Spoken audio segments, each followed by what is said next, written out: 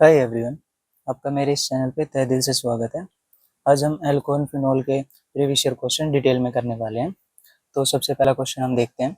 Which of the following is strongest acid?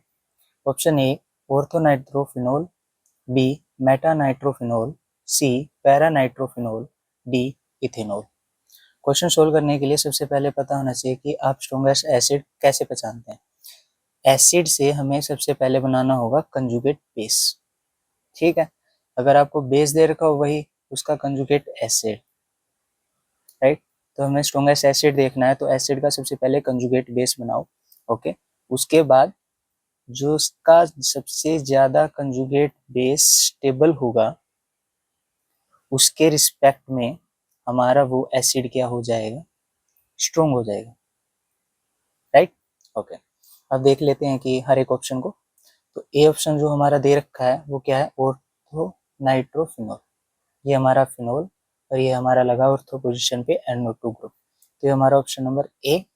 Okay, ऐसे ही हमें बनाना Meta, ये OH, इसकी मेटा पोजीशन पे ये NO2 ग्रुप, ये ऑप्शन नंबर बी हो गया हमारा। सिमिलरली सी ऑप्शन, ये OH फिनोल, इसकी पैरा पोजीशन पे ये NO2 ग्रुप। ऐसे ही डी इथेनॉल, CH3CH2OH। अब ये हमने सभी के एसिड लिख लिए हैं, जो भी एसिड दे रखे थे हमें। अब इन सब के हमें क्या बनाने हैं, हमें कंजुगेट बेस बनाने हैं। तो कंजुगेट बेस बनाने के लिए आपको क्या करना होता है, H+ को रिमूव करना होता है, राइट। तो सभी से H+ को रिमूव कर दो तो हमारे क्या बन जाएंगे, कंजुगेट बेस बन जाएंगे। ये हमने बना दिया कंजुगेट बेस। ये ऑर्थो पोजीशन पे NO2 ग्रुप, ये हुआ है माइनस, और ये मेटा पोजीशन पे NO2 ग्रुप, ये हमारा सी था, ये हमारा डी ऑप्शन। ऑक्सीजन माइनस, ये NO2 हमारा पैरा पोजीशन पे। Okay, CH3CH2O minus, right. अब सभी के हमने क्या बना लिए, कंजुगेट बेस बना लिए। अब कंजुगेट बेस जिसका जितना ज़्यादा स्टेबल होगा उसके रिस्पेक्ट में वो एसिड क्या हो जाएगा, स्ट्रॉन्ग हो जाएगा। अब ये जो ए ऑप्शन है इसमें NO2 ग्रुप देख लो, बी में भी दे रखा है NO2 ग्रुप, सी में भी दे रखा है, डी में नहीं दे रखा है। ओके, सबसे पहले NO2 ग्रुप का काम देख लो। जो NO2 ग्रुप होता है वो -R और -I इफेक्ट दोनों देता है, राइट। ओके, और यहाँ पे जो CH3 ग्रुप है इसका काम होता है +I इफेक्ट का, ठीक है। ओके, अब जो माइनस है ऑक्सीजन के ऊपर वो हमें क्या करना है, ये कंजुगेट बेस है ना, तो ऑक्सीजन को जो माइनस है, माइनस को माइनस स्टेबल करता है। एक बात याद रखना, माइनस चार्ज को माइनस इफेक्ट ही क्या करता है, स्टेबल करता है, और प्लस चार्ज को प्लस इफेक्ट वाले स्टेबल करते हैं। अब माइनस इफेक्ट वाले कौन कौन होते हैं, -R, -H, -I। ऐसे ही प्लस चार्ज वाले को प्लस इफेक्ट वाले सोल्व करते हैं, +R +H +I, राइट। तो यहाँ पे हर किसी पे माइनस है, तो ये कंजुगेट बेस है, हमें इनको स्टेबल करना है तो माइनस इफेक्ट होना चाहिए हमारे पास। तो NO2 का क्या इफेक्ट होता है, -R -I, ठीक है, इन तीनों के केस में। डी वाले केस में +I इफेक्ट है, तो ये तो क्या करेगा, इस ऑक्सीजन को, इसके चार्ज को स्प्रेड करने के बजाय क्या करेगा, और ज्यादा इसको क्या करेगा, इलेक्ट्रॉन डेंसिटी प्रोवाइड करेगा और इसको क्या कर देगा, डिस्टेबल कर देगा। तो इसका कंजुगेट बेस क्या हो जाएगा, डिस्टेबल। तो इसके रिस्पेक्ट में ये एसिड क्या हो जाएगा, हमारा वीक हो जाएगा। तो डी तो हमारा कैंसिल हो गया, राइट। ओके, अब बचा ABC। अब NO2 इफेक्ट -R और -I देख लेते हैं। यहाँ पे जो ए ऑप्शन है इसमें जो NO2 है उसमें -R भी दिखाएगा और -I भी दिखाएगा, रेजोनेंस भी होगी, इंडक्टिव इफेक्ट होगा। तो इसके नेगेटिव चार्ज को क्या कर देगा, स्प्रेड आउट कर देगा, क्योंकि NO2 का काम क्या है, एज ए इलेक्ट्रॉन विथड्राविंग ग्रुप है, राइट। अब यहाँ पे NO2 ग्रुप जो मेटा पोजीशन पे लगा हुआ है, यहाँ पे रेजोनेंस तो नहीं हो सकती, रेजोनेंस के थ्रू ये इलेक्ट्रॉन नहीं ले सकता, तो ये सिर्फ -I इफेक्ट दिखाएगा, ठीक है। मेटा पोजीशन पे इंडक्टिव इफेक्ट ही लगता है। ओके, यहाँ पे सी में पैरा पोजीशन पे NO2 लगा हुआ है, तो यहाँ पे -R भी दिखाएगा, -I भी दिखाएगा। ओके, अब सबसे ज्यादा इफेक्ट माइनस का किस पे पड़ रहा है, ए और सी में पड़ रहा है ना, -R और -I। ओके, बी में तो सिर्फ -I लग रहा है, तो ये भी कैंसिल हो गया। ओके, ए और सी में देखते हैं, ए और सी में -R और -I लग रहा है। अब होना तो क्या चाहिए था कि ए का इफेक्ट सबसे ज्यादा होना चाहिए था, क्योंकि NO2 कहाँ है, ऑर्थो पोजीशन पे है, वो सबसे ज्यादा खींचना चाहिए था अगर देखा जाए तो। बट यहाँ पे जो ए के केस में क्या होता है कि इंट्रामोलिकुलर हाइड्रोजन बॉन्डिंग हो जाती है, ठीक है। अब इंट्रामोलिकुलर हाइड्रोजन बॉन्डिंग, सबसे पहले हाइड्रोजन बॉन्डिंग देखो क्या होती है। हाइड्रोजन बॉन्डिंग वहां होती है अगर आपके पास मोर इलेक्ट्रोनेगेटिव एलिमेंट के साथ हाइड्रोजन जुड़ा हो, ठीक है। ओके। और उसी कंपाउंड में आपका एक ऐसा एलिमेंट जुड़ा हो जो हाइड्रोजन बॉन्डिंग बनाता हो। हाइड्रोजन बॉन्डिंग बनाने के लिए आप हमेशा याद रखेंगे, फोन याद रखेंगे। अगर आपको इनमें से कोई भी एलिमेंट मिल जाए, फ्लोरीन, ऑक्सीजन या नाइट्रोजन में से, तो समझ जाना कि आपका हाइड्रोजन बॉन्डिंग हो सकती है। ठीक है, पॉसिबल है। ओके, तो यहाँ पे ऑक्सीजन के साथ क्या था, हाइड्रोजन था। ओके, और यहाँ पे देखो इसी कंपाउंड में नाइट्रोजन ग्रुप भी है, तो ये नाइट्रोजन हाइड्रोजन मिलकर क्या कर लेंगे, इंट्रामोलिकुलर हाइड्रोजन बॉन्डिंग कर लेंगे। इंट्रामोलिकुलर हाइड्रोजन बॉन्डिंग कर लेंगे तो ये हाइड्रोजन को क्या H+ के रूप में लीव करने ही नहीं देगा, कंजुगेट बेस बनेगा ही नहीं। तो ये एसिड अच्छा कैसे हुआ, तो ए ऐसे ही कैसे कैंसिल हुआ, इंट्रामोलिकुलर हाइड्रोजन बॉन्डिंग की वजह से कैंसिल हो गया। तो ऑप्शन नंबर हमारा सी क्या हो जाएगा, यहाँ पे करेक्ट हो जाएगा। ठीक है, ओके। अब चलते हैं हमारे नेक्स्ट क्वेश्चन की तरफ, which is second, Williamson synthesis is used to prepare. अब जो विलियम सिंथेसिस है उसको प्रिपेयर करना, विलियमसन सिंथेसिस में इथर बनाया जाता है। अब इथर बनाने के लिए हमें क्या करना पड़ता है, ये विलियम जो सिंथेसिस है ये हमारी न्यूक्लियोफिलिक सब्स्टिट्यूशन रिएक्शन होती है। अब न्यूक्लियोफिलिक सब्स्टिट्यूशन रिएक्शन आपको पता होना चाहिए कि जो Rx होता है वही एज ए सब्सट्रेट के रूप में न्यूक्लियोफिलिक सब्स्टिट्यूशन रिएक्शन दिखाएगा। ओके, तो जब ये न्यूक्लियोफिलिक सब्स्टिट्यूशन रिएक्शन दिखाएगा तो इस केस में ये क्या है, एज ए SN2 रिएक्शन होती है, अगर इसको और अंदर डेप्थ में जाए तो। ठीक है, तो यहाँ पे एक न्यूक्लियोफाइल का काम करेगा, वो कौन करेगा, सोडियम एल्कोक्साइड काम करेगा, R-O- Na+। ठीक है, अब ये जो एल्कोक्साइड है ये O- वाला, ये यहाँ पे बैक साइड से अटैक करेगा और इस लिविंग ग्रुप को, ठीक है, बाहर निकाल देगा, हेलोजन को, ठीक है, as a halide X- group में बाहर निकाल देगा। ठीक है, SN2 रिएक्शन में। ठीक है, तो उसके वजह से हमारा क्या बन जाएगा, ROR-, इथर हमारा बन के रेडी हो जाएगा। ठीक है, तो विलियमसन सिंथेसिस में हमारा क्या बनता है, इथर बनता है। ये न्यूक्लियोफिलिक सब्स्टिट्यूशन रिएक्शन होती है, उसमें भी कौन सी होती है, SN2 रिएक्शन होती है। एक न्यूक्लियोफाइल होता है, सोडियम एल्कोक्साइड में से OR- अटैक करता है बैक साइड से, और एल्काइल हैलाइड से हमने पहचाना कि वो न्यूक्लियो सब्स्टिट्यूशन रिएक्शन है। यहाँ से ये वीक न्यूक्लियोफाइल हमारा बाहर निकलेगा और स्ट्रॉन्ग न्यूक्लियोफाइल बैक साइड से अटैक करेगा और X- को क्या कर देगा, एक गुड लिविंग ग्रुप में बाहर निकाल देगा और वो सोडियम से जाके कनेक्ट हो जाएगा और यहाँ पे ये NaX बना लेगा। राइट, तो ऑप्शन नंबर डी हमारा यहाँ पे क्या हो जाएगा, करेक्ट हो जाएगा। अब चलते हैं हमारे नेक्स्ट क्वेश्चन की तरफ, which is third, which of the following has highest boiling point. Boiling point को निकालने के बहुत सारे तरीके हैं, आप हाइड्रोजन बॉन्डिंग से भी निकाल सकते हैं, डाइपोल मूवमेंट से भी निकाल सकते हैं, van der Waals force of attraction से भी निकाल सकते हैं, सरफेस एरिया से भी निकाल सकते हैं। राइट, ओके, तो यहाँ पे हम जो मेनली निकालते हैं वो हम किससे निकालते हैं, van der Waals force of attraction से निकालते हैं। Van der Waals force of attraction, जिसका जितना बड़ा साइज होगा उसके बीच में van der Waals force of attraction उतनी ज्यादा होगी, और उतनी ज्यादा होने की वजह से वो क्या हो जाएगा, उसका बॉइलिंग पॉइंट उतना ही क्या हो जाएगा, ज्यादा हो जाएगा। तो आप बोल सकते हैं कि van der Waals force of attraction directly proportional होती है बॉइलिंग पॉइंट के। ओके, तो ए ऑप्शन देखो आप, मिथेनॉल एक कार्बन का है CH3OH, बी इथेनॉल दो कार्बन से मिला हुआ है CH3CH2OH, सी वाला प्रोपेनॉल एक दो तीन, ये तीन कार्बन से मिलकर बना हुआ है CH3CH2CH2OH। ओके, डी वाला चार से CH3CH2CH2CH2OH। ठीक है, तो इसमें सबसे ज्यादा लॉन्ग चेन किसकी है, ब्यूटेन वाली है ना, तो सबसे ज्यादा कार्बन किसमें, इसमें है, तो सबसे ज्यादा है तो one double force of attraction भी क्या होगी, इसी में ज्यादा, क्योंकि साइज इसका बड़ा है। ठीक है, सरफेस एरिया ये ज्यादा घेरेगा तो इसका बॉइलिंग पॉइंट भी क्या होगा, ज्यादा होगा। ठीक है, तो ऑप्शन नंबर डी यहाँ क्या हो जाएगा, हमारा करेक्ट हो जाएगा। तो चलते हैं हमारे नेक्स्ट फोर्थ क्वेश्चन की तरफ, which of the following statement is incorrect. Option A दे रखा है हमें, फिनोल लिबरेट करता है carbon dioxide from sodium bicarbonate से। B, phenol is a weak acid. नहीं, ये बात तो ठीक है, फिनोल वीक एसिड है, right. Okay, C, phenol is aromatic compound, right, क्योंकि ये फिनोल का स्ट्रक्चर होता है। ठीक है, ये थोड़ा सा गलत बन गया,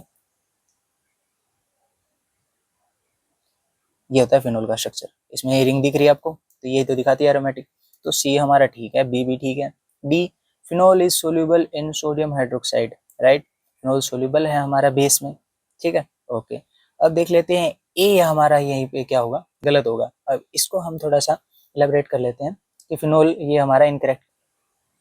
पहले बी को देख लेते हैं इसका डिटेल में, फिनोल वीक एसिड क्यों है, ये जो हमारा बी ऑप्शन है इसमें जो फिनोल है जैसे ही मैं इसका कंजुगेट बेस बनाऊंगा तो ये बन गया हमारा फिनोक्साइड आयन। तो ये फिनोक्साइड आयन है, अभी ये कंजुगेशन हो तो सकती है, स्प्रेड हो सकता है, पर इतना ज्यादा इफेक्टिव नहीं है क्योंकि यहाँ पे इलेक्ट्रॉन विड्रॉइंग ग्रुप लगे नहीं हुए जो इसके नेगेटिव चार्ज को क्या कर सके, प्रॉपर्ली स्प्रेड आउट कर सके और इसको स्टेबल बना सके कंजुगेट बेस को। तो इसलिए बाकियों के रिस्पेक्ट में ये क्या है, वीक एसिड है। ठीक है, ये तो हुआ क्लियर। सी मैंने अभी बताया था, इसमें क्या है, ये रिंग है, एरोमेटिक इसलिए बनता है, 4n + 2 रूल लगता है। ठीक है, और हक्कल रूल लगता है, तो इसलिए सी भी हमारा क्लियर हो गया। डी, डी में क्या है, फिनोल सोल्यूबल है, NaOH क्या है, स्ट्रॉन्ग बेस है। ओके, जब फिनोल स्ट्रॉन्ग बेस के साथ रिएक्ट करेगा तो क्या बनाएगा, सोडियम फिनोक्साइड बनाएगा। ओके, जब ये NaOH के साथ रिएक्शन करेगा तो क्या बनाएगा, ऐसे सोडियम फिनोक्साइड बनाएगा। ठीक है, ओके, तो ये रिएक्शन भी होगी पॉसिबल। ओके, अब एक ही बात कर लेते हैं, जो फिनोल है ना, मान लो आपने फिनोल की रिएक्शन करवा दी किसके साथ, सोडियम बाइकार्बोनेट के साथ, NaHCO3। तो जैसे आप इसकी रिएक्शन करवाओगे ना तो आपको पता है क्या बनेगा, H2CO3 बनेगा। अब जो H2CO3 बना है ना, वो फिनोल के मुकाबले स्ट्रॉन्ग एसिड है। एक बात याद रखना, लेफ्ट साइड आप जो ले रहे हो ना और जो राइट साइड बन रहा है, अगर लेफ्ट साइड वाला स्ट्रॉन्ग है राइट साइड के मुकाबले तो वो रिएक्शन होगी, कंफर्म है। बट अगर लेफ्ट साइड वाले के मुकाबले राइट वाला अगर आपका स्ट्रॉन्ग बन गया ना, जैसे इस केस में बना है स्ट्रॉन्ग, तो समझ जाना कि ये रिएक्शन पॉसिबल नहीं है। इसलिए हमेशा आपको याद रखना है कि एसिड वाला ऑर्डर, जितने भी कंपाउंड्स हैं उनका एसिडिक ऑर्डर होता है, आपको पता होना चाहिए कौन किसके ऊपर आता है, मतलब कौन किससे ज्यादा स्ट्रॉन्ग होता है। अगर आपको पता है कि फिनोल कार्बोनिक एसिड से वीक है तो समझ जाना कि ये रिएक्शन पॉसिबल नहीं है। अगर होता तो रिएक्शन हो जाती, तो इसलिए रिएक्शन तो बन ही नहीं सकती। ठीक है, तो ये कार्बन डाइऑक्साइड क्या है, प्रोड्यूस कर ही नहीं सकता, लिबरेट कर ही नहीं सकती, तो रिएक्शन पॉसिबल ही नहीं है। ठीक है, सिर्फ पॉसिबल है तो फिनोल वाली कौन सी है, जिस केस में आपके क्या लगे हों, नाइट्रो ग्रुप लगे हों। नाइट्रो ग्रुप चाहे ऑर्थो पे हो, मेटा पे हो या पैरा पे हो, ठीक है, वो सोडियम बाइकार्बोनेट टेस्ट देते हैं, कार्बन डाइऑक्साइड लिबरेट होती है। राइट, ओके, इसका रीजन मैंने आपको बता दिया। ठीक है, तो ऑप्शन नंबर ए ही हमारा यहाँ क्या है, इनकरेक्ट है। ठीक है, ओके, अब चलते हैं हमारे नेक्स्ट क्वेश्चन की तरफ, which is 5, which is the weakest acid in the following. भाई एसिड पहचानना आपने सीख ही लिया है। ठीक है, एसिड का सबसे पहले कंजुगेट बेस बनाओ। अब यहीं पे मैं बता देता हूँ, इन सभी का जैसे ही कंजुगेट बेस बनाओगे तो क्या बनेगा, CH3O-। ठीक है, इसका CH3, ठीक है, CH3H, ये O- बन गया। ओके, सी में क्या बनेगा, CH3CH2O-, राइट। डी में क्या बनेगा, CH3CCH3CH3O-। हर किसी के कंजुगेट बेस बन गए। जिसका कंजुगेट बेस जितना ज्यादा स्टेबल होगा उसके रिस्पेक्ट में वो एसिड क्या होगा, स्ट्रॉन्ग होगा। हमसे पूछा है वीक। ठीक है, तो हमें तो क्या देखना है, जिसके ऊपर माइनस है उसको क्या करें, प्लस वाले इफेक्ट वाले मिल जाए। जितने ज्यादा प्लस वाले मिलेंगे उतना ही वो उसको क्या करेगा, डिस्टेबल करेगा। ठीक है, उतना ही वो वीक बनेगा एसिड। ठीक है, ओके, तो इस केस में ध्यान से देखो, CH3 एक प्लस आई इफेक्ट, यहाँ पे देखो ध्यान से, दो प्लस आई इफेक्ट। ठीक है, यहाँ पे भी एक प्लस आई इफेक्ट, यहाँ पे देखो तीन प्लस आई इफेक्ट लगाने वाले, तो इसको तो कंजुगेट बेस को और ज्यादा डिस्टेबल करेंगे सबसे ज्यादा, तो इसके रिस्पेक्ट में बनने वाला एसिड क्या होगा, वीक होगा। तो ऑप्शन नंबर डी हमारे यहाँ क्या हो जाएगा, करेक्ट हो जाएगा। ओके, चलते हैं हमारे नेक्स्ट क्वेश्चन की तरफ, which is 6, absolute alcohol is prepared by vacuum distillation, azeotropic distillation, steam distillation, d none of the. जो एब्सोल्यूट अल्कोहल होता है ना, वो 100% क्या होता है हमारा, इथेनॉल होता है। राइट, यानी CH3CH2OH होता है।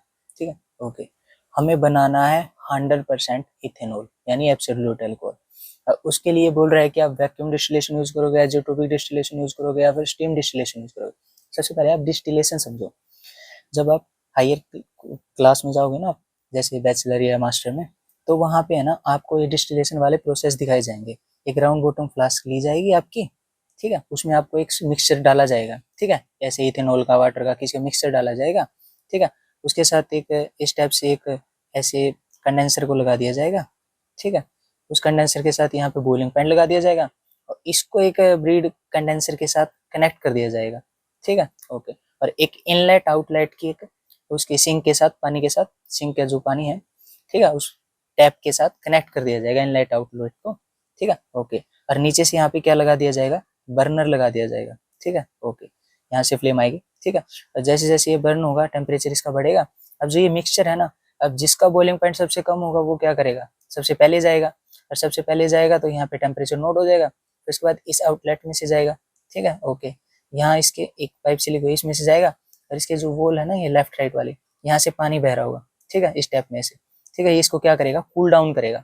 यहाँ से वेपर बने, इन वेपर्स को क्या करेगा, कूल डाउन करेगा। और यहाँ पे एक और फिर राउंड बॉटम लगा रखी है हमने, ठीक है। और उसमें क्या हो जाएगा, सेटल डाउन होते जाएंगे।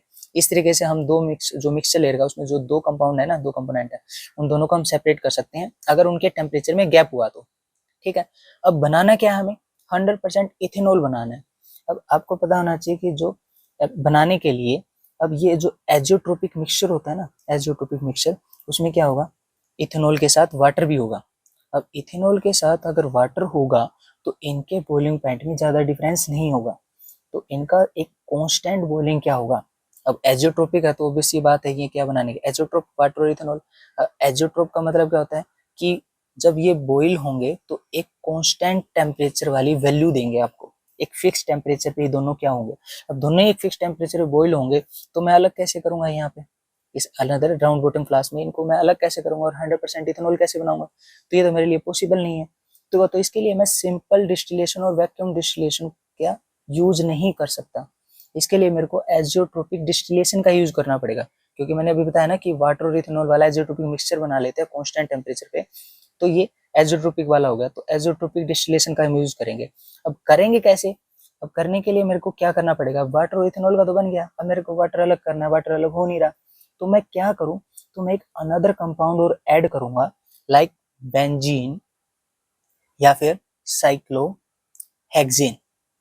अब मैं ये थर्ड कंपोनेंट ऐड करूंगा, इनमें से कोई भी एक कंपाउंड आप ऐड कर दीजिए इस वाले मिक्सचर में। जैसे ही इसके साथ ऐड होगा तो क्या करेगा, बेंजीन ले लो, ठीक है। अगर आपने बेंजीन डाला तो ये वाटर के साथ मिलके क्या बना लेगा, एक अनदर एजियोट्रोपिक मिक्सचर बना लेगा। अब ये अनदर एजियोट्रोपिक मिक्सचर बनाएगा तो उसका जो मिक्सचर बनेगा ना, उसका बॉइलिंग पॉइंट क्या होगा, सबसे कम होगा बॉइलिंग पॉइंट, एक मिनट, उसका बॉइलिंग पॉइंट सबसे कम होगा। क्योंकि आपको पता है कि बेंजीन और वाटर है वो क्या है, एक पोलर और नॉन पोलर है ना, वाटर पोलर है, बेंजीन नॉन पोलर है, ठीक है। तो बेसिक बात है बॉन्ड वीक होंगे तो बॉइलिंग पॉइंट तो कम ही होगा, और बॉइलिंग पॉइंट कम हुआ तो इजीली वो क्या करेगा, वेपर बना लेगा, और इजीली वेपर बना के वो फिर यहाँ पे जल्दी से कंडेंस हो गए वापस इस राउंड बॉटम फ्लास्क में, और उसको हम इजीली सेपरेट कर लेंगे। फिर उसके बाद अपना जो इथेनॉल है उसको बाद में हम कलेक्ट कर लेंगे और वो प्योर मिल जाएगा हमें, राइट। तो इस तरीके से हम क्या बना सकते हैं, 100% इथेनॉल बना सकते हैं, और वो भी एजियोट्रोपिक डिस्टिलेशन के द्वारा। तो ऑप्शन नंबर बी हमारे यहाँ क्या हो जाएगा, करेक्ट हो जाएगा। ओके, अब चलते हैं हमारे 7 क्वेश्चन की तरफ। Phenol react with aqueous bromine to give, अब ऑप्शन नंबर ए है orthobromophenol, B metabromophenol, C ortho and parabromophenol, D 2,4,6 tribromophenol. अब आपको क्या करना है, रिएक्शन करवानी है, ठीक है। तो रिएक्शन कराते हैं सबसे पहले, ये फिनोल थोड़ा सा, ये बन गया फिनोल। तो फिनोल की हमें किसके साथ रिएक्शन करवानी है, एक्वस ब्रोमीन के साथ, ठीक है। जब ये एक्वस ब्रोमीन के साथ हम रिएक्शन करवाएंगे तो हमें क्या करना है, ऑब्वियस सी बात है हमें इलेक्ट्रोफाइल वो करना है ना, इलेक्ट्रोफिलिक सब्स्टिट्यूशन रिएक्शन है, इतना तो पता है हमें, बेंजीन है तो इसका मतलब इलेक्ट्रोफिलिक सब्स्टिट्यूशन रिएक्शन है, यहाँ से कोई एक हाइड्रोजन लीव करेगा और इलेक्ट्रोफाइल आएगा कोई भी, ठीक है। तो यहाँ पे ब्रोमीन है तो ब्रोमीन है तो वही Br, ठीक है। अभी तो सिमिलर है दोनों का, ठीक है। ओके, ये बॉन्ड है, कोई भी इलेक्ट्रॉन नहीं लेके जा सकता, ठीक है। तो एक Br प्लस बनेगा, एक Br माइनस बनेगा, और फिर वो Br प्लस वो इलेक्ट्रोफाइल के रूप में अटैक करेगा, राइट। अब यहाँ पे जो एक्वस ले रखा है ना, ये इस बॉन्ड को क्या बनाएगा, पोलर बनाएगा, ठीक है। एक Br प्लस और Br माइनस के रूप में निकल जाएगा इजिली। कब निकलेगा, जब ये एक्वस Br2 होगा तो आसानी से निकलेगा, ज्यादा इलेक्ट्रोफाइल जनरेट हो पाएंगे, ठीक है। ओके, तो यहाँ पे अब ध्यान से देखो, जो फिनोल है ना, फिनोल पे जो OH ग्रुप लगा हुआ है ना, वो एज ए एक्टिवेटिंग ग्रुप का काम कर रहा है। किसका काम कर रहा है, एक्टिवेटिंग ग्रुप का काम कर रहा है। एक्टिवेटिंग ग्रुप क्या होता है कि OH के पास इलेक्ट्रॉन डेंसिटी है, ये इलेक्ट्रॉन डेंसिटी यहाँ पे रिंग में जा सकती है, एज ए कंजुगेशन कर सकती है, और जब ये इलेक्ट्रॉन डेंसिटी यहाँ रिंग में जाएगी तो इलेक्ट्रॉन डेंसिटी सिर्फ ऑर्थो पे आएगी और पैरा पे आएगी। ऑर्थो पोजीशन कितनी है यहाँ पे, 2 है ना, तो 2 ऑर्थो की और पैरा पे होगी, ठीक है। अब ये एक्टिवेटिंग ग्रुप ऑर्थो और पैरा पे इलेक्ट्रॉन डेंसिटी बढ़ा देगा। अब हमारे पास इलेक्ट्रोफाइल भी होनी चाहिए ज्यादा से ज्यादा, तो एक्वस के केस में हमारे पास इलेक्ट्रोफाइल सबसे ज्यादा होंगे, तो वो क्या करेगा, इन तीनों साइड पे क्या करेगा, हाइड्रोजन को सब्स्टिट्यूट कर देगा और खुद एज ए इलेक्ट्रोफाइल वहां आ जाएगा। तो बना देते हैं फटाफट। ये हमारा OH और ये लग गया हमारा ब्रोमीन, ये यहाँ पे ब्रोमीन, यहाँ पे ब्रोमीन, 3 हाइड्रोजन प्लेस करके हमने ब्रोमीन लगा दिया। तो हमारा बन के क्या तैयार हुआ, इस पोजीशन को क्या बोलेंगे, 1 2 3 4 5 6, 2 4 6 इन पे ब्रोमीन लगा हुआ है और ये फिनोल का है। ओके 2 4 6 ट्राई ब्रोमोफिनोल बन के हमारा रेडी हो गया। तो ऑप्शन नंबर डी हमारा यहाँ पे करेक्ट हो जाएगा, राइट। ओके अब चलते हैं हमारे नेक्स्ट क्वेश्चन की तरफ, which is 8, phenol react with bromine in CS2 to give। okay. आगे आपका 8 क्वेश्चन, अब की बार क्या दे रखा है, अब की बार आपको नॉन पोलर दे रखा है CS2, ये OH फिनोल बन गया। ओके आपको क्या दे रखा है, ब्रोमीन किसके साथ दे रखा है, CS2 के साथ, ठीक है। ओके इसकी रिएक्शन करवानी है तो वही, ठीक है, इलेक्ट्रोफिलिक सब्स्टिट्यूशन रिएक्शन एरोमेटिक वाली, इलेक्ट्रोफाइल आएगा, वीक इलेक्ट्रोफाइल हाइड्रोजन को रिप्लेस करेगा रिंग से और ब्रोमीन लग जाएगा। अब बात यहाँ आती है OH का वही काम है, एज ए क्या है, एक्टिवेटिंग ग्रुप है, ऑर्थो पैरा पे इलेक्ट्रोनेगेटिविटी बढ़ाएगा। अब बात यहाँ आती है, यहाँ पे इलेक्ट्रोफाइल जनरेट होना चाहिए। अब इलेक्ट्रोफाइल जब जनरेट होगा तो Br2CS2 वाले केस में यहाँ पे जो Br होगा वो कम जनरेट होगा। अब कम जनरेट होगा तो यहाँ पे पोजिशन तो क्या है ना हमारे पास ऑर्थो पैरा की, तो यहाँ पे सिर्फ ऑर्थो और पैरा पे ही लग पाएगा, ठीक है। तो ऑर्थो पैरा पे लग पाएगा तो हम बना देते हैं,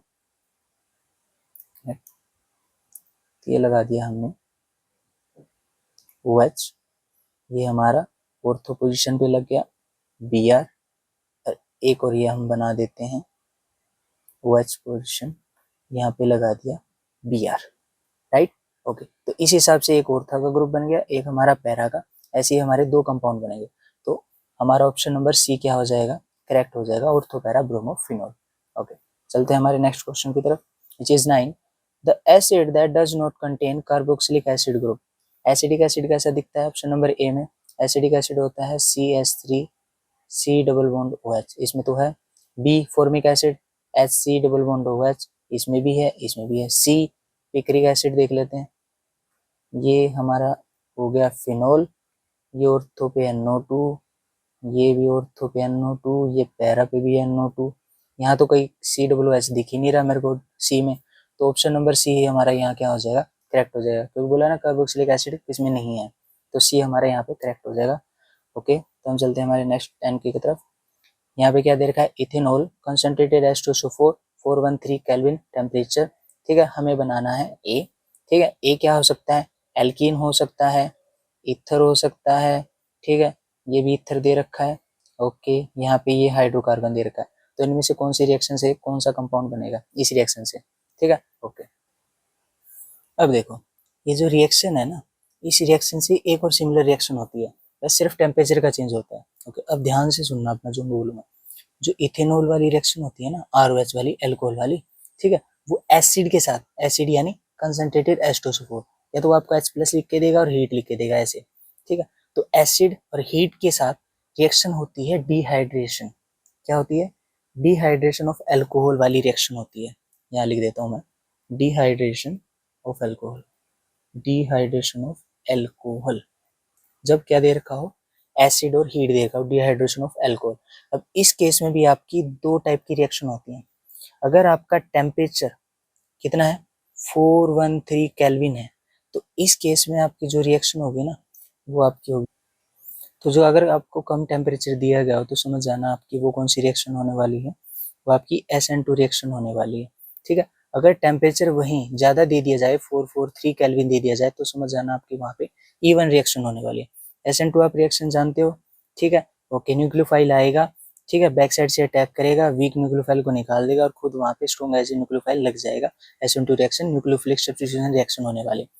बट अगर टेम्परेचर ज़्यादा हो तो वो इवन रिएक्शन दिखाएगा। इवन रिएक्शन में क्या होती है, फर्स्ट ऑर्डर की होती है, 2 स्टेप में होगी। पहले स्टेप में कार्बोकेटाइन बनेगा, फिर उसको स्टेबल करो, उसके बाद अगले सेकंड स्टेप में फास्ट रिएक्शन होगी और जाके हमारा क्या बन जाएगा, एल्कीन बन जाएगा, ठीक है। इवन में हमारा एल्कीन बनता है, SN2 413 वाले में हमारा क्या बनता है, ईथर बनता है, राइट। कम टेम्परेचर पे ईथर बनेगा, ज़्यादा टेम्परेचर पे एल्कीन बनेगा। दोनों के मैंने बता दिया, ये SN12 को फॉलो करता है और ये हमारा E1 को फॉलो करता है। ओके अब रिएक्शन पे आते हैं। इथेनॉल दे रखा है, एसिड दे रखा है, 413 केल्विन टेम्परेचर है, कम टेम्परेचर है, तो हमें समझ जाना चाहिए कि कम टेम्परेचर है, SN2 रिएक्शन होने वाली, ईथर बनने वाला है। तो इसका मतलब यहाँ पे कितने मोल होने वाले हैं, 2 मोल हैं। ठीक है, इसने नहीं दिया तो हमारे लिए अंडरस्टूड है। ठीक है, तो हमारा बन जाएगा C2H5। ठीक है, OC2H5। ठीक है, तो इस हिसाब से ऑप्शन नंबर सी हमारा क्या हो जाएगा, यहाँ पे करेक्ट हो जाएगा। ठीक है, चलते हैं हमारे नेक्स्ट क्वेश्चन की तरफ, विच इज 11। यहाँ पे हमारा क्या दे रखा है, ये हमारा दे रखा है बेंजीन OCH3।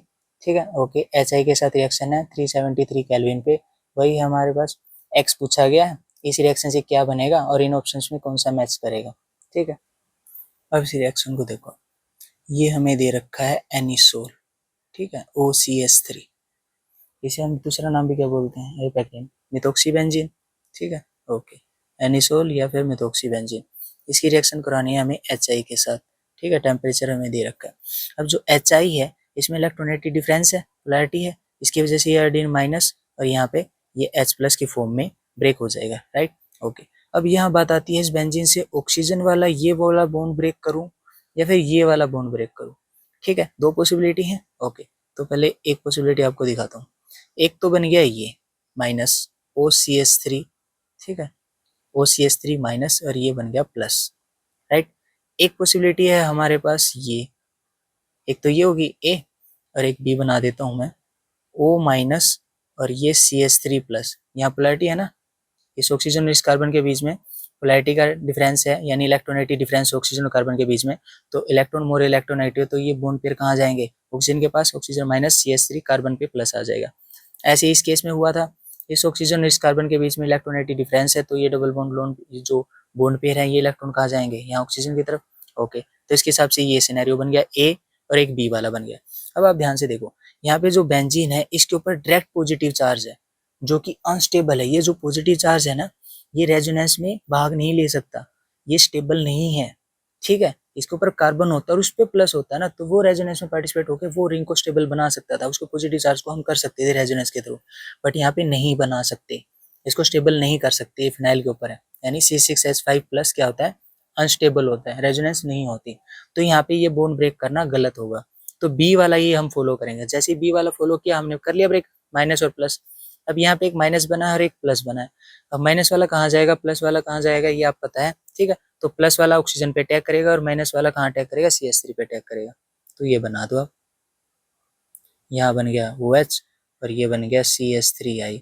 अब देख लो ऑप्शन कौन सा मैच कर रहा है, C6H5OH CH3I, option number B हमारा क्या हो जाएगा, करेक्ट हो जाएगा। ओके, चलते हैं हमारे नेक्स्ट क्वेश्चन की तरफ, which is 12। Dehydration of alcohol to give alkene is catalysed bye.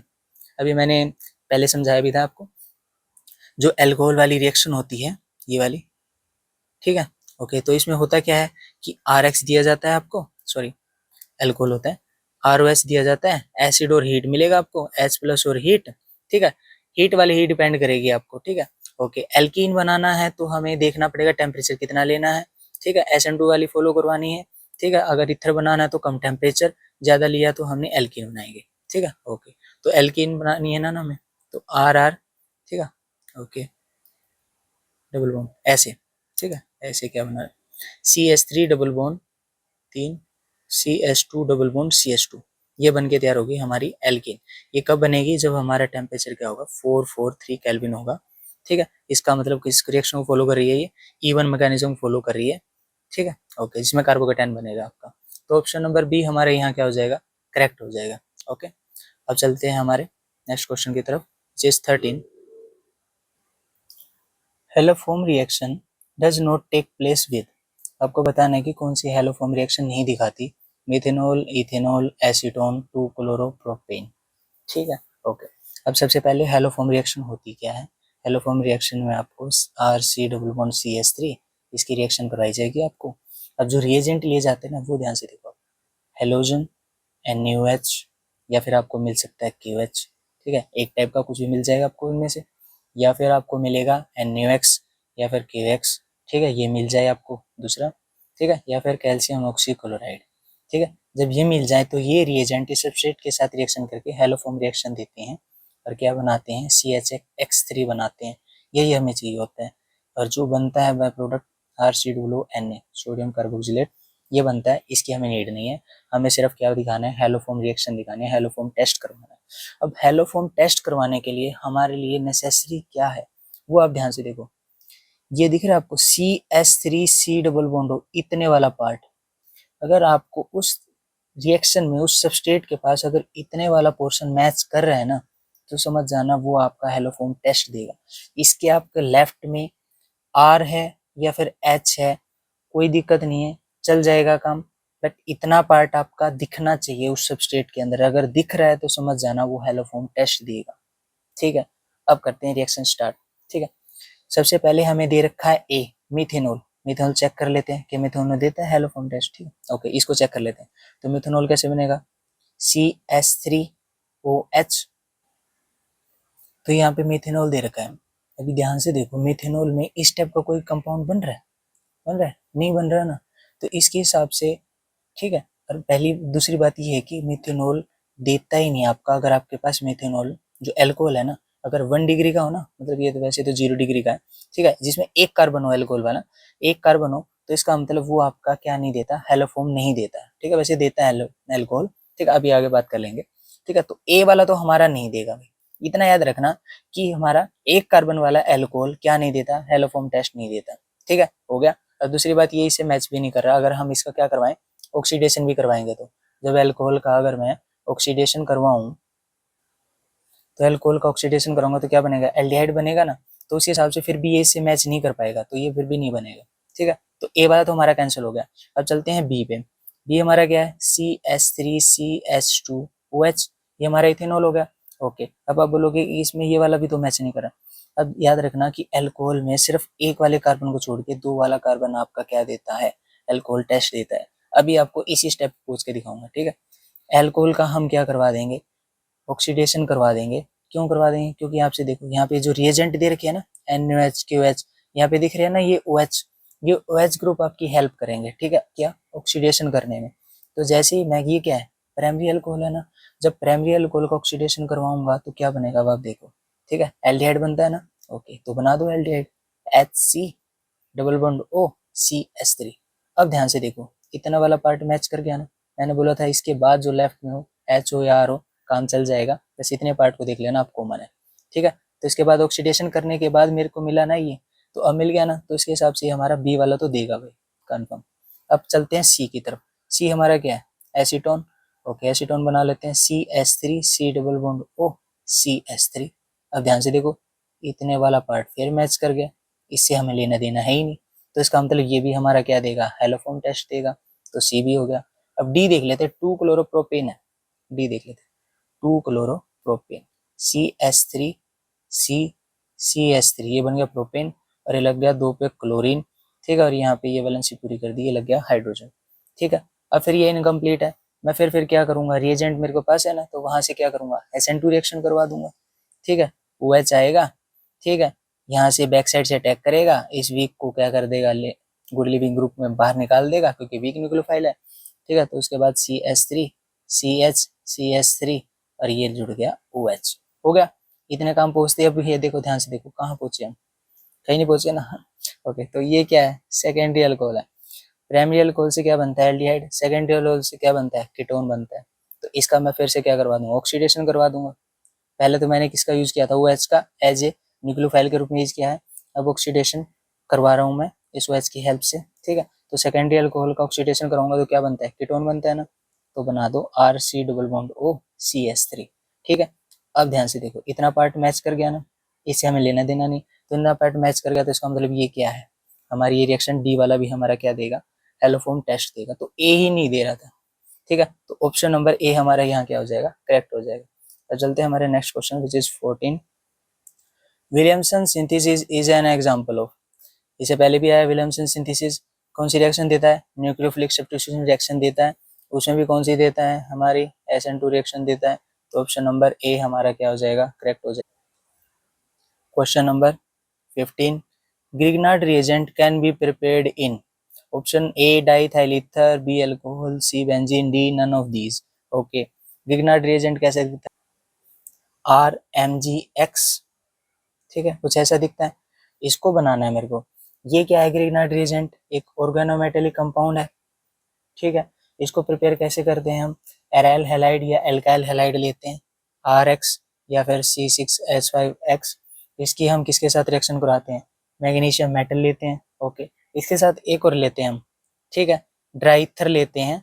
ठीक है, हम मॉइस्चर वाला ईथर इसलिए नहीं लेते क्योंकि जैसे वो मॉइस्चर वाला ईथर लेंगे तो वो वाटर के साथ रिएक्शन करके ये ग्रिगनार्ड क्या बना लेगा, हमारा एल्कोहल बना लेगा, तो इसलिए ये तो कैंसिल, बेंजीन का लेना देना नहीं। ठीक है, तो बच्चा ए ऑप्शन, डाईथाइल ईथर लेते हैं।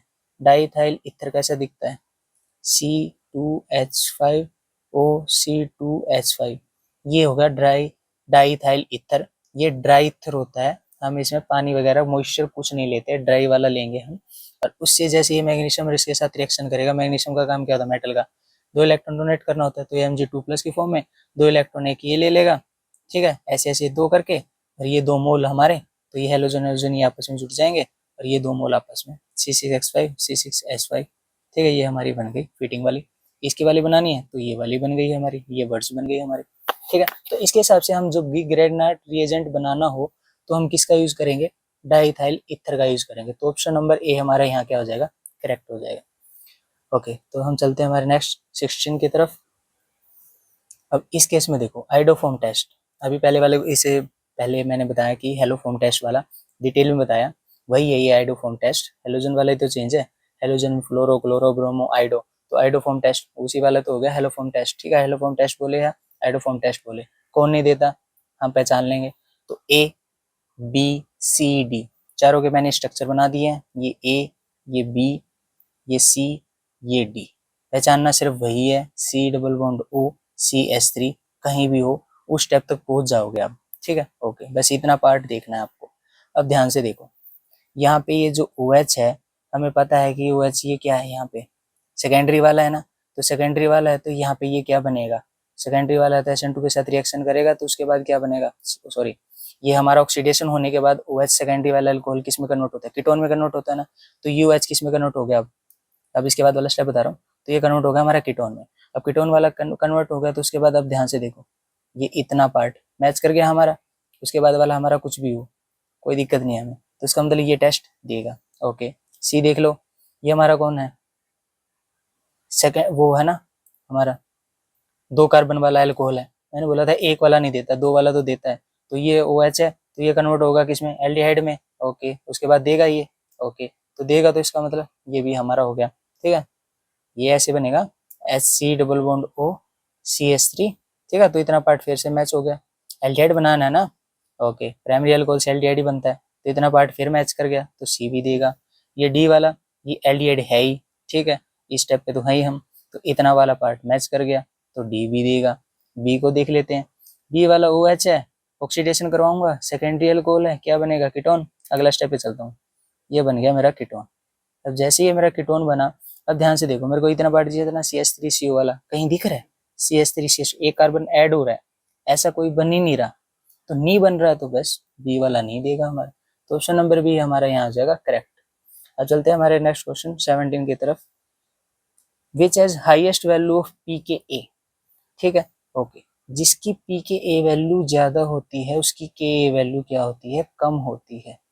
ठीक है, ओके, अब ऐसा क्यों, Ka क्या है, एसिडिक कांस्टेंट, और pKa क्या है, ठीक है, उसका रिवर्स है। Ka क्या होता है, मैंने इसका log ऑफ, सॉरी, pKa क्या होता है, मैंने इसका log ऑफ K होता है। ठीक है, तो ये क्या होगा, माइनस के हिसाब से इसको चेंज करूंगा तो log ऑफ 1/K। ठीक है, तो ये इसके इनवर्स प्रोपोर्शनल होगा ना। ठीक है, ओके, तो pKa वैल्यू क्या है, किसकी हाईएस्ट है, तो जिसकी हाईएस्ट pKa वैल्यू होगी उसकी Ka की वैल्यू क्या होगी, सबसे कम होगी। अब pKa वैल्यू क्या होनी चाहिए हमारी, सबसे ज्यादा होगी, तो यह इनवर्सली प्रोपोर्शनल है तो K की वैल्यू उतनी ही कम होगी। ठीक है, तो pKa ज्यादा तो Ka कम। अब हमें पता है Ka की वैल्यू जितनी ज्यादा होती है वो उतना ही ज्यादा क्या होता है, एसिड स्ट्रॉन्ग होता है, उसकी एसिडिटी उतनी ज्यादा होती है। अब P वैल्यू ज्यादा चाहिए तो K की वैल्यू कम, और K की वैल्यू कम तो हमें क्या देखना है, एसिडिटी कम होनी चाहिए, यानी हमारा वीक एसिड हमें ढूंढना है, बस ये माइंड में याद रखो। मैंने बता रखा है कि एसिडिटी एसिडिक ऑर्डर कैसे निकालते हैं, फिनोल का वही कंजुगेट बेस बना लो, ऑर्थो नाइट्रोफिनोल कंजुगेट बेस बना लो, ऑर्थो क्रेसोल का भी कंजुगेट बेस बना लो, इथेनॉल का भी कंजुगेट बेस बना लो। मैं बना के दिखा देता हूँ। फिनोल का कंजुगेट बेस बनाया, बन गया, बी का इथेनॉल का बनाओ, CH3CH2O माइनस बन गया। ओके, ऑर्थोनाइट्रोफिनॉल का बनाओ। ओके, ये बन गया ऑर्थोनाइट्रोफिनॉल। क्रेसोल का बनाओ। ओके, ये बन गया क्रेसोल। अब यहाँ पे ध्यान से देखो, इस वाले में ये कंजुगेशन में जाएगा, इसमें भी कंजुगेशन में जाएगा, इसमें भी कंजुगेशन, इसमें भी कंजुगेशन, इसमें भी कंजुगेशन। नेगेटिव चार्ज स्प्रेड हो रहा है। ओके, सबसे ज़्यादा इसमें स्प्रेड हो रहा है, ये वाला नहीं होगा, हमें तो वीक वाला देखना है, तो ज़्यादा हो गया। ओके, इसमें प्लस इफेक्ट है, पर है तो ना, रेजोनेंस तो है, ठीक है, इसमें भी है, तो इन तीनों में से तो क्वेश्चन नहीं हो सकता है, ना ये हो सकता, नहीं हो सकता, नहीं हो सकता। अब इसमें ध्यान से देखो, रेजोनेंस नहीं हो रही, यहाँ पे CH3 का क्या लग रहा है, प्लस इफेक्ट लग रहा है। अब लोग तो यहाँ भी रहा था CH3 का प्लस इफेक्ट, बट ये कंजुगेशन तो हो रही थी ना इस रेजोनेंस की वजह से, तो इसके मुकाबले सबसे ज्यादा ये वाला वीक होगा, ये इथेनॉल ज्यादा वीक होगा इस बेंजीन के मुकाबले, ठीक है ना। ऑर्थोक्रेसोल के मुकाबले बी वाला सबसे ज्यादा क्या होगा, वीक होगा, इसी एस3 की वजह से। यहाँ पे तो कंजुगेशन हो रही थी ना, भले ही प्लस आई इफेक्ट लग रहा हो, तो सबसे ज्यादा वीक क्या होगा हमारा, इथेनॉल होगा, ठीक है। ऑप्शन नंबर बी हमारा यहाँ क्या हो जाएगा, करेक्ट हो जाएगा, हाईएस्ट वैल्यू ऑफ पी के। ओके, नेक्स्ट चलते हैं हमारे 18 की तरफ। मोलिकुलर फॉर्मूला ऑफ ईथर क्या होगा, ये दे रखा है हमारा, एक तो अल्कोहल का, ऑक्सीजन वाला, ये सी वाला, ठीक है। अब एक बात याद रखना कि हमारा जो ईथर होता है ना, वो हमारा अल्कोहल के साथ फंक्शनल आइसोमर देता है। क्या देता है, फंक्शनल आइसोमर देता है, ठीक है। जब भी आप फंक्शनल आइसोमर से निकालते हो ना, तो उस टाइम पे आपको इन दोनों की हेल्प पड़ती है, ठीक है। मतलब अगर आप ईथर का निकाल रहे हो तो अल्कोहल की नीड पड़ेगी, आपको उसका भी स्ट्रक्चर बना के देखना पड़ेगा कितने पॉसिबल आइसोमर बन रहे हैं। अल्कोहल का पूछे तो ईथर का बनाना पड़ेगा, क्योंकि एक दूसरे की क्या है, ये फंक्शनल आइसोमर है, ठीक है। इन दोनों की आपको हेल्प पड़ती है। ओके, तो इसके हिसाब से हमें क्या करना है, ईथर वाला देखना है, तो हमारा ऑप्शन नंबर बी यहाँ पे क्या हो जाएगा, करेक्ट हो जाएगा, CnH2n+2O। अब इसको बना के भी देख लेते हैं। अगर मैं इनकी वैल्यू 2 लूँ, ईथर बनाना है ना, तो कम से कम 2 तो होनी चाहिए, क्योंकि ऐसा होता है ना, हर बार एक कार्बन से तो जरूरत पड़ती नहीं, 2 से ही बल्कि बन सकता है, तो मिनिमम वैल्यू एन की क्या होगी, 2 होगी, तो रख दो फिर C2H, 2 दूनी 4 और 2 6, 2O, तो ये हमारे बनकर तैयार हो गया CH3OCH3। अब इसका फंक्शनल आइसोमर बनाना तो ये भी बना लो आप, CH3CH2OH, एक हाइड्रोजन इसको दे दो और ये वाला बैक साइड लगा दो, CH3CH2OH, ठीक है। तो ये दूसरे क्या है, फंक्शनल आइसोमर, तो ऑप्शन नंबर भी हमारे यहाँ करेक्ट हो जाएगा। अब चलते हैं हमारे next question, which is 19। Alkyl halide are prepared from alcohol by treating with HCl, ZnCl2, sulphuric acid, Ki, NaCl, H2SO4, D, none of these. हमें एल्काइल हैलाइड प्रिपेयर करना है, और वो भी एल्कोहल से करना है। अब देखना ये है कि कौन सा रिएजेंट हम लेने वाले हैं, ध्यान से देखो। हमें क्या करना है, एल्काइल हैलाइड, ये आ गया, ये एल्काइल हैलाइड प्रोडक्ट में किससे बनाना है, एल्कोहल से। ये बन गया लेफ्ट साइड मेरा अल्कोहल सबस्ट्रेट, जरूरत किसकी है, रिएजेंट की, ये सबस्ट्रेट, ये प्रोडक्ट, अब चाहिए रिएजेंट। अब रिएजेंट हमें देखना है, बनाना है एल्कोहल से एल्काइल हैलाइड, ये हमारी होती है ग्रूव रिएक्शन, जिसमें लुकास रिएजेंट लिया जाता है, ठीक है। HCl प्लस में ZnCl2, HCl कंसनट्रेटेड, ZnCl2 हमारा एनहाइड्रस, एनहाइड्रस क्यों, हाइड्रेटेड नहीं ले सकते, हमें सिर्फ सरफेस प्रोवाइड कराना होता है कैटलिस्ट का, तो ये एनहाइड्रस की फॉर्म में लेना पड़ेगा जो पाउडर फॉर्म, ताकि इसके ऊपर सरफेस प्रोवाइड करके और इस रिएक्शन को कंप्लीट करके एल्काइल हाइड्राइड हमारा दे दे। तो ऑप्शन नंबर ए हमारा यहाँ क्या हो जाएगा, करेक्ट हो जाएगा। अब चलते हैं हमारे नेक्स्ट क्वेश्चन की तरफ। अब आगे हमारे असर्शन रीजन वाले क्वेश्चन, ठीक है। ए भाई, ए ठीक, आर ठीक, आर इसकी करेक्ट एक्सप्लेनेशन, बी ए और आर ठीक बट आर उसको करेक्ट सेटिस्फाई नहीं कर पा रहा, सी ए ठीक, आर गलत, डी ए गलत, आर ठीक। चलो स्टार्ट करते हैं पहला क्वेश्चन। असर्शन दे रखा है, order of reactivity of alcohols की for cleavage of OH bond is primary, secondary, tertiary, ठीक है। ओके, अब एल्कोहल की रिएक्टिविटी बतानी है, ये बना दिया मैंने एल्कोहल, ROH, ठीक है। अब जैसे ही मैं OH बॉन्ड को क्लीवेज करता हूँ, ये ऑक्सीजन और हाइड्रोजन को बॉन्ड ब्रेक करना है ना, जैसे मैंने इसको बॉन्ड को क्लीवेज किया है, तो ये चला गया इलेक्ट्रोनेगेटिव डिफरेंस की वजह से इस पे नेगेटिव और इस पे प्लस, ठीक है, ये बना दिया RO माइनस H प्लस बन गया। ओके, अब माइनस वही बात आ गई, R ग्रुप लगा हुआ है, अब R ग्रुप क्या करता है, प्लस आई इफेक्ट देता है, माइनस को क्या करेगा, डिस्टेबल करेगा, तो जितने कम आई ग्रुप उतना ही ज्यादा नेगेटिव क्या होगा, स्टेबल होगा ना, ठीक है। तो हमारा क्या हो जाएगा, कार्बन, अगर मैंने ये ले लिया CH3O minus, CH3 C CH3O minus, ठीक है, CH3 माइनस, 1 2 3 और ये 4, ठीक है। ओके, ऐसे ये ले लो, ठीक है। अब ये कर लो, ठीक है, ये 0 डिग्री वाला, ये 1 डिग्री वाला, ये 2 डिग्री वाला, ये 3 डिग्री वाला। ठीक है, तो सबसे ज्यादा कम डिस्टेबल कौन कर रहा है? ठीक है, तो कम स्टेबल कौन कर रहा है? डिस्टेबल ये वाला कर रहा है ना। ओके, जितने कम उतना ही बेस्ट रहेगा हमारे लिए। तो ऑप्शन ए हमारा क्या हो जाएगा? सेशन है जो वो हमारा ठीक बता रहा है कि प्राइमरी, सेकेंडरी, फिर टर्सरी हमारा। तो इसके हिसाब से असर्शन ए तो हमारा क्या हो गया? ठीक हो गया। अब आर को देख लेते हैं। R, this is due to plus I effect of alkyl group. ये बात बिल्कुल सही है, मैंने भी आई इफेक्ट के द्वारा बताया। इन सभी का क्या लग रहा है? प्लस आई इफेक्ट लग रहा है। तो इसके हिसाब से हमारा आर भी क्या हो गया? बिल्कुल सही हो गया। तो ए आर बिल्कुल ठीक, आर उसकी करेक्ट एक्सप्लेनेशन। तो ऑप्शन नंबर ए हमारा क्या हो जाएगा? करेक्ट हो जाएगा। अब चलते हैं हमारे नेक्स्ट असर्शन रीजन की तरफ। पैराक्रेसोल इज वीकर एसिड देन पैरानाइट्रोफिनोल। अब पैराक्रेसोल बना लेते हैं एक बार। ये बन गया फिनोल और इस पे लगा है पैरा पे CH3 ग्रुप पैराक्रेसोल। पैरानाइट्रोफिनोल बना लेते हैं। ये बन गया OH और इसकी पैरा पोजिशन पे NO2। CH3 का होता है plus I effect plus H effect, right. NO2 का होता है माइनस आर और minus I effect. Minus R दिखाएगा क्योंकि पैरा पेयरिंग इलेक्ट्रॉन डेंसिटी आती है तो इसका मतलब कंजुगेशन होगा। CH3 का प्लस आई और प्लस H, H पर कंजुगेशन है, प्लस आई इफेक्ट भी दिखाएगा। ओके, अब बात आती है OH ग्रुप के एक्टिवेटिंग ग्रुप इलेक्ट्रॉन डेंसिटी बढ़ाएगा और थोड़ा पैरा पे।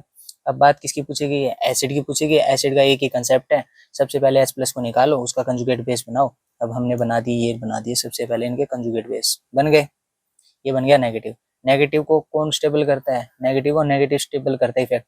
नेगेटिव को पॉजिटिव डिस्टेबल करता है। तो ये प्लस वाला है CH3 ग्रुप की वजह से, तो ये तो करेगा डिस्टेबल।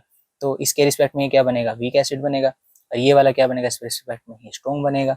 तो ये स्ट्रॉन्ग एसिड और ये वीक एसिड। तो ए तो हमारा ठीक हो गया, पैराक्रोसोल वीक ही है। ओके, अब रीजन देख लेते हैं। ये हमारा ठीक हो गया। अब रीजन देख लेते हैं। Are, CH3 group electron density क्या कर रहा है? इलेक्ट्रॉन रिलीजिंग ग्रुप है, बिल्कुल सही है। प्लस इफेक्ट दे रहा हूँ कि इलेक्ट्रॉन रिलीजिंग ग्रुप है, बिल्कुल सही। NO2 ग्रुप क्या है? यहाँ पे इलेक्ट्रॉन विडाविंग ग्रुप है, बिल्कुल सही है, इलेक्ट्रॉन विडाविंग ग्रुप है। तो इसका मतलब ये तो बिल्कुल सही बता दे इसने। आर भी, ए और आर बिल्कुल ठीक है और आर इसकी करेक्ट एक्सप्लेनेशन है। तो ऑप्शन नंबर ए फिर से ठीक हो गया। चलते हैं हम हमारे नेक्स्ट असर्शन रीजन की तरफ, विच इज थर्ड। असर्शन बोला गया है कि Lucas reagent can distinguish methanol from ethanol. Okay, अभी एक क्वेश्चन आया था जिसमें लुकास रिएजेंट की बात की गई थी, कंसंट्रेटेड HCl और एनहाइड्रस ZnCl2 आया था ना। तो जो लुकास रिएजेंट होता है वो होगा ये। अब इसका यूज किया जाता है प्राइमरी, सेकेंडरी और टर्सरी एल्कोहल को डिस्टिंग्विश करने के लिए। प्राइमरी एल्कोहल कौन सा होता है? CH3CH2OH एल्कोहल होता है ना। और एक एलाइड, वो अपनी डिग्री खुद नहीं बताते, वो कार्बन के ऊपर छोड़ देते कि भाई कार्बन, तू जितने कार्बन से जुड़ेगा तो उतनी ही डिग्री मैं अपनी मान लूंगा। तो यहाँ पे कार्बन एक कार्बन से जुड़ा हुआ, तो इसका मतलब ये हो गया 1 डिग्री का एल्कोहल। ठीक है, अब 2 डिग्री बना देता हूँ। CH3CCH3OH और ये H। भाई कार्बन फिर से बता दे, मैं तेरे से जुड़ा हूँ। अब तू कितने कार्बन से जुड़ा है? 1 से, 2 से। तो इसका मतलब ये 2 डिग्री एल्कोहल। ये खुद नहीं डिसाइड करते, कार्बन के ऊपर छोड़ देते हैं जिससे कनेक्ट होते हैं, डायरेक्टली कनेक्ट जिस कार्बन से, वो कार्बन जितने कार्बन से जुड़ा होगा उतनी ही उसकी डिग्री हो जाएगी। तो भाई अगला और बना देते हैं। CH3OH, वही OH जिस कार्बन से जुड़ा है वो कार्बन आगे कितने कार्बन से जुड़ा है? 1 से, 2 से, 3 से। तो इसका मतलब 3 डिग्री। इन तीनों को डिस्टिंग्विश करने के लिए ही लुकास रिएजेंट का यूज होता है। बात क्या है? मीथेनॉल की। मीथेनॉल बना लेते हैं भाई। CH3OH, भाई OH तू जिस कार्बन से जुड़ा है, ठीक है, डायरेक्टली। अब तू बता दे आगे तेरे कितने कार्बन जुड़े हो, उसके हिसाब से डिग्री डिसाइड कर लेंगे। इस कार्बन से आगे कोई जुड़ा ही नहीं हुआ, तो इसका मतलब ये 0 डिग्री का एल्कोहल हो गया। अब मैंने बोला कंसंट्रेटेड लुकास रिएजेंट का प्राइमरी, सेकेंडरी और टर्सरी के लिए यूज होता है। यहाँ तो मिथेनॉल को इथेनॉल से डिस्टिंग्विश करने के लिए बोल रहा है 0 और 1 को, इसका तो रोल ही नहीं है। तो इसका मतलब यहाँ पे ए क्या हो गया? गलत हो गया। अब रीजन की बात कर लेते हैं। Ethanol has more molecular mass than methanol. ये इथेनॉल, ये मिथेनॉल, डिफरेंस क्या है? एक CH2 ग्रुप एक्स्ट्रा है, दिख रही है ना। तो एक CH2 ग्रुप है तो मास ऑब्वियस सी बात है, मोलिकुलर मास बढ़ेगा। कितना बढ़ेगा? 6 दूनी 12 और 2 14, तो 14 बढ़ेगा। तो 14 की वैल्यू अमाउंट ज्यादा बढ़ेगी तो ऑब्वियस सी बात है इथेनॉल मोर मोलिकुलर मास देन मिथेनॉल। ये बात बिल्कुल सही है। बट इसने ए को तो सेटिस्फाई नहीं किया, जो मैंने बताया इसी ने तो नहीं बताया। तो इसका मतलब ए ठीक है, सॉरी ए गलत है, आर ठीक है, बट इसने एक्सप्लेन ए को सही नहीं किया। तो इसका मतलब ऑप्शन नंबर बी ठीक हो जाएगा हमारा। ठीक है, बी क्यों ठीक होगा, देख लेते हैं कौन सा ठीक होगा। ए गलत है और आर सही है, ए गलत है और आर सही है। हाँ, ऑप्शन नंबर डी हो जाएगा, माय मिस्टेक। तो ऑप्शन नंबर डी हमारा करेक्ट हो जाएगा, ए गलत आर सही। ओके, अब चलते हैं हमारे next assertion reason which is 4। assertion A, phenol is more reactive than benzene toward electrophilic substitution। Okay, बना लेते हैं। ये बन गया मेरा फिनोल और ये बन गई मेरी बेंजीन, बन गई। ओके, इलेक्ट्रोफिलिक सब्स्टिट्यूशन रिएक्शन होती क्या है, जिसमें इस बेंजीन रिंग से हाइड्रोजन को रिप्लेस किया जाता है, स्ट्रॉन्ग इलेक्ट्रोफाइल आता है, वीक इलेक्ट्रोफाइल हाइड्रोजन को रिप्लेस करके खुद जाके वहां स्टिक हो जाता है, राइट। ओके, यहाँ पे OH ग्रुप दिख रहा है, ये OH ग्रुप क्या कर रहा है, एज ए एक्टिवेटिंग ग्रुप का काम कर रहा है। पहले ही बताया था, एक्टिवेटिंग ग्रुप का काम कर रहा है। ये क्या करता है, इस ऑक्सीजन के पास लोन पेयर है ना, दो दो, तो ये electron density as a resonance के रूप में क्या करेगी, स्प्रेड आउट हो जाएगी ऑर्थो पे और इस पैरा पोजीशन पे। बट इस बेंजीन रिंग पे कोई भी ऐसा ग्रुप लगा ही नहीं हुआ एक्टिवेटिंग वाला जो इलेक्ट्रॉन डेंसिटी बढ़ा के ऑर्थो और पैरा पे होगी। तो इस पे भी होगा, तो इस पे भी इलेक्ट्रोफिलिक सब्स्टिट्यूशन रिएक्शन, इलेक्ट्रोफाइल आएगा और हाइड्रोजन को रिप्लेस करेगा। बट सबसे ज्यादा किस में होगी, इनके केस में होगी, क्योंकि इलेक्ट्रोफाइल को चाहिए क्या, इलेक्ट्रॉन चाहिए। इलेक्ट्रॉन कौन ज्यादा प्रोवाइड करवा रहा है ऑर्थो और पैरा पोजीशन पे, ये OH ग्रुप एक्टिवेटिंग ग्रुप की वजह से हो रहा है ना। तो इसका मतलब यहाँ पे, तो इसका मतलब ये हमारा क्या करेगा, फास्ट देगा ना इलेक्ट्रोफिलिक सब्स्टिट्यूशन रिएक्शन फिनोल, ठीक है। ये नहीं देगा क्योंकि इस पर कोई एक्टिवेटिंग ग्रुप लगा ही नहीं हुआ कि इलेक्ट्रॉन डेंसिटी दे दे, ठीक है। अगर आप बोलोगे ना एक्टिवेटिंग डीएक्टिवेटिंग ग्रुप कितने टाइप के कैसे दिखते हैं, तो उस पर एक अलग वीडियो भी बना देंगे। या आपको लगे कि इनमें से भी आपको, जिसमें भी आपको डिटेल में और भी लगता है इसकी और डिटेल से होना चाहिए इस टॉपिक के बारे में, तो आप बता दे कमेंट करके, तो उस पर भी बना दूंगा वीडियो, ठीक है। ओके, फिलहाल आपका कोई क्वेश्चन नहीं अटकेगा, जिस हिसाब से मैंने डिटेल में करवाया, हर एक टॉपिक इसको पॉइंट को रखा है, ठीक है। तो यहाँ पे OH ग्रुप एक्टिवेटिंग ग्रुप यहाँ पे कोई लगा नहीं हुआ था, तो इसके हिसाब से ये फास्ट देगा, ज्यादा इलेक्ट्रॉन डेंसिटी प्रोवाइड कर देगा ऑर्थो और पैरा पे, तो ये दे देगा। तो इसका मतलब ए ने बिल्कुल सेटिस्फाई किया है, ए हमारा यहाँ पे क्या हो गया, करेक्ट हो गया असर्शन। तो अब रीजन पे चलते हैं। OH group in phenol is ortho and para directing in nature, बिल्कुल सही। OH group electron density activating group है, ऑर्थो और पैरा पे इलेक्ट्रॉन डेंसिटी बढ़ा देता है, यही बात लिखी है इसने, पैरा डायरेक्टिंग ग्रुप है।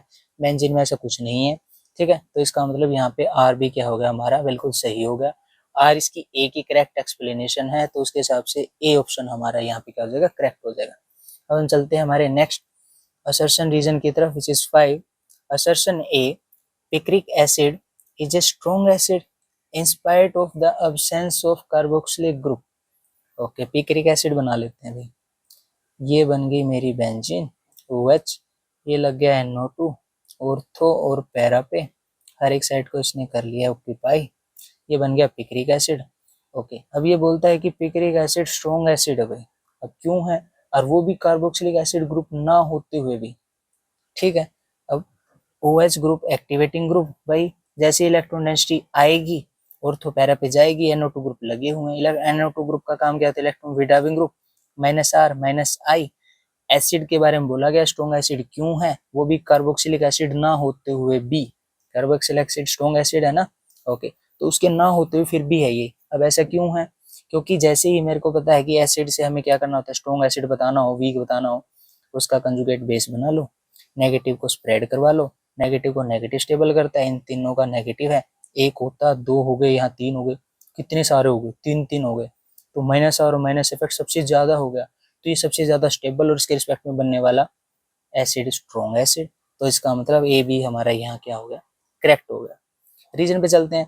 Presence of 3NO2 electron withdrawing group activate the phenate ion. अब यहाँ पे आर को देख लेते हैं। अब जो NO2 ग्रुप लगे हुए हैं ना, ये होते हैं इलेक्ट्रॉन विड्राविंग ग्रुप। अब ये इलेक्ट्रॉन विड्राविंग ग्रुप क्या काम करते हैं, नेगेटिव चार्ज को स्प्रेड का काम करते हैं, ठीक है। इलेक्ट्रॉन विड्राविंग ग्रुप बोलो या फिर डीएक्टिवेटिंग ग्रुप बोलो, डीएक्टिवेटिंग ग्रुप, ठीक है।